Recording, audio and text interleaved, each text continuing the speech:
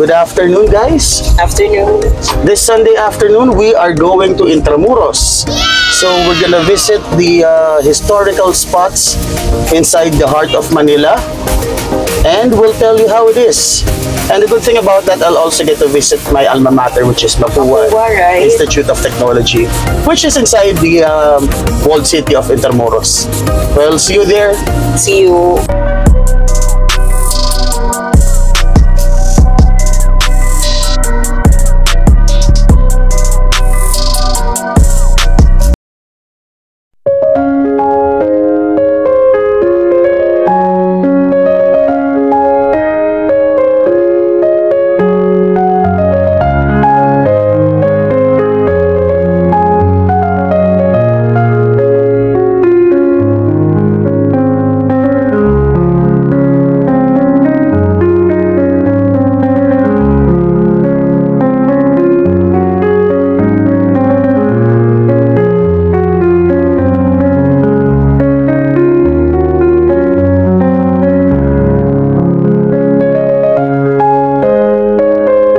So guys, we're now here in Intramuros, and just piece of advice for those who would like to bring their own vehicles or who's gonna bring their own cars.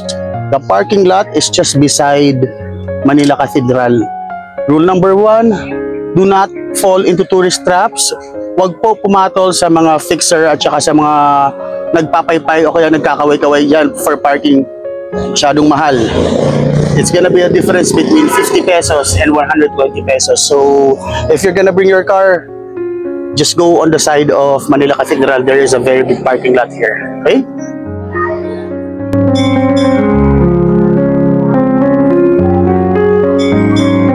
And one of the best attractions here sa Intramuros is your Mercadillo. Dito, yung mga iba't ibang mga tindahan ng mga food, souvenirs, etc.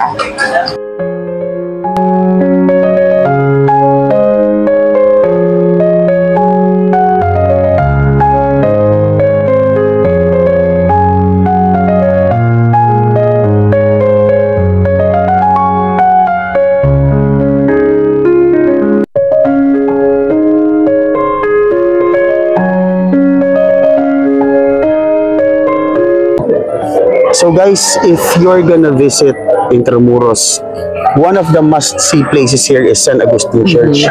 One of the oldest church in the Philippines. So this church is more than 500 years old. Talaga? Yes, and among the places here in Intramuros, this is the one that is included as a UNESCO heritage site. Oh. So napakaluma niya na, and if you check out inside, which we will, makikita niyo na it's a very grand church, plus yung walls niya are covered with tombstones. Kasi yung time na binilto, if I'm not mistaken, yung mga walls yan, mga lapida ng mga children who perished during the cholera epidemic. Oh my gosh, kailan to, love? Matagal na yung love.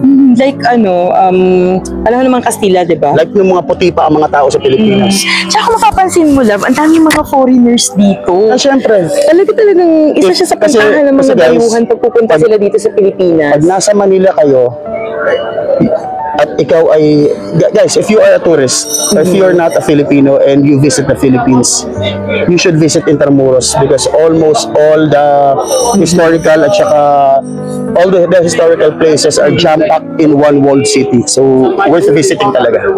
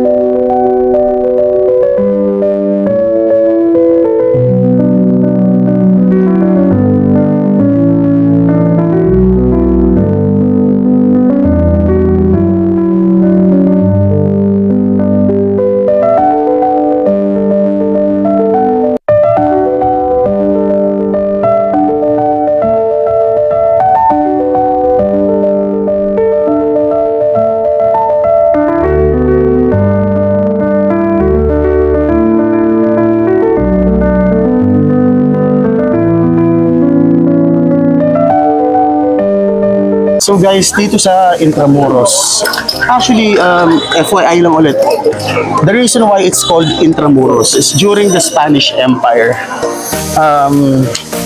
Kung anong nakikita nyo dito, everything that you see inside the walled city, this is what they considered City of Manila.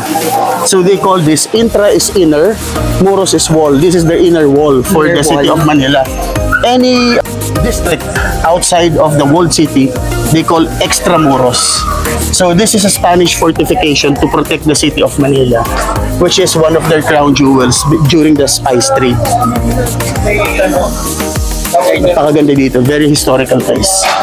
And nandito kami naglalakad sa ruins ng Intramuros. Diba? The wall, on top of the wall itself. So sayang, ang nangyari dito sa what happened with this wall is nung panahon ng Japanese, Manila was really bombarded, and this wall took a beating. The entire Intramuros fortress took a beating, and ito na lang yung natira. Tingnan nyo sa likod ko. Yan. Yan. At ito, habang naglalakad kami, as usual, casualty na naman ang isang microphone namin nalaglag. So bear with us kung naghahati kami sa mic ngayon, hindi namin nadala yung extra. Well, see you later. Next stop, Manila Cathedral. So kanina sabi ko, this gala is gonna be nostalgic. The reason is, since we're visiting Intramuros, I get to visit my alma mater, which is Mapua Institute of Technology. Ngayon, it's just Mapua University. Ayan, I was there late 90s. College of Engineering. Ayan. If you look at this corridor, matindi to. Every time there was a frat war, nakita yung mga second floor balcony na yan. That's what we do. We jump from the second floor balcony if the trouble is really intensifying inside. Memories.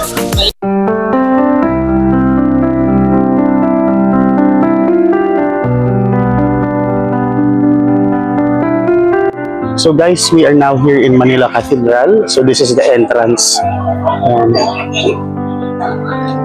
This is one of the most iconic churches in the Philippines. Whenever there is, actually, the who's who of the Philippines, this is where they had their wedding. And if my memory serves me correctly, the last big event that happened inside this church was the interment of the former President Cory Aquino. So it was this church where her remains were laid, or her wake was done. So we're gonna try to check it out. I don't know if we can make a video. Hopefully yes, because the mass is about to start. So hopefully we can get a video of the inside. Let's check.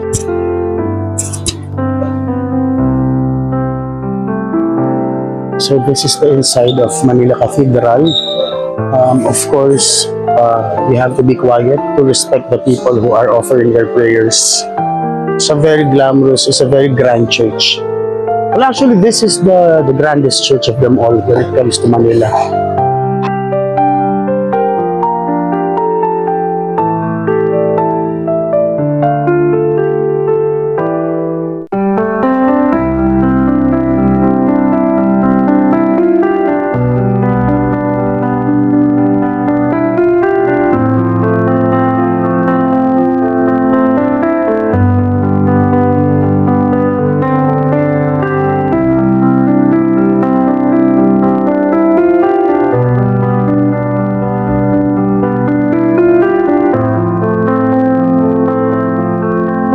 So, andito tayo ngayon sa isang magandang pasyalan dito sa Intramuros.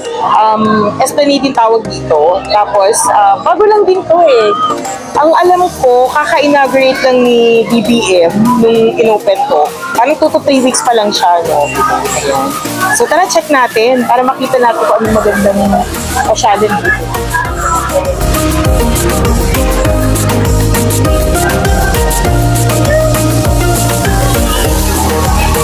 Yan, so nandito na nga kami sa bagong bukas na Pasig River or Intramuros Esplanade or Esplanade.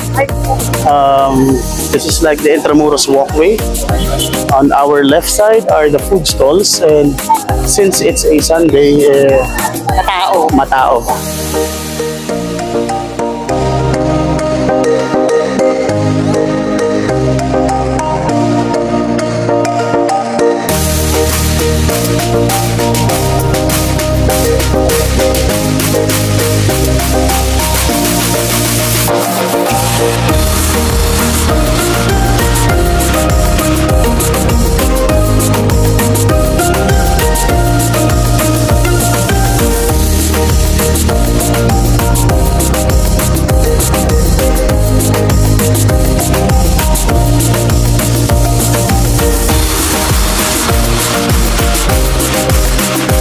Alam mo lang what's good about this place is it can be accessed from different locations.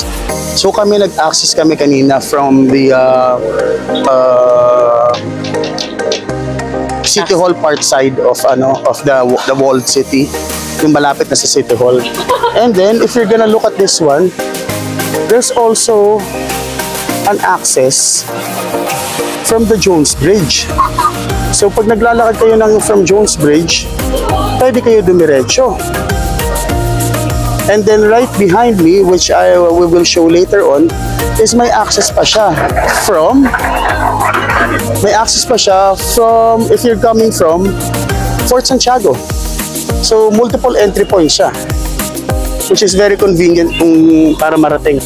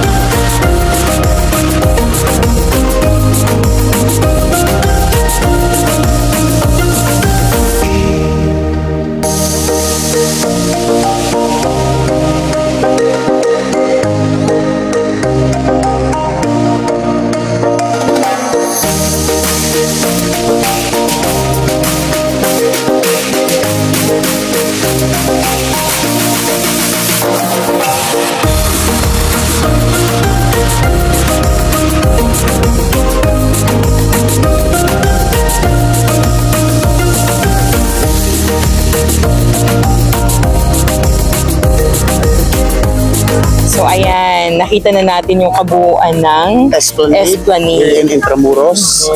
Well, okay dito, no? Yes, okay talaga.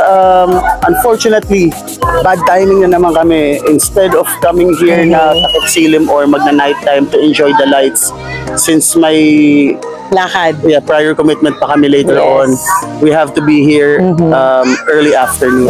Pero siguro if you're gonna check how this place looks like at night, mas maganda siya. Amazing, tingin ko. Tsaka okay dito lang pag yung, alam mo yung pupunta kayo ng mga kaibigan mo or may kipag-date ka. Very nice. Tapos yung, ano lang yung budget mo, yung tama lang. Yes. Okay na okay dito. Ano siya, highly recommended, no? Sa mga ano. If you're really gonna operate on a people budget, if you need to go out on a date, actually, you need to go, this is the Yes. So, we're gonna wrap up or we're gonna end our third vlog here. See you on the next location. So ayun, bali patapos na kami ng vlog namin. Pauwi na, and then nasira naman tong microphone. So ayan, hindi nyo maririnig yung ano namin dyan. So minute na lang namin. Bale, see you na lang sa next vlog. Thank you. Please like and subscribe.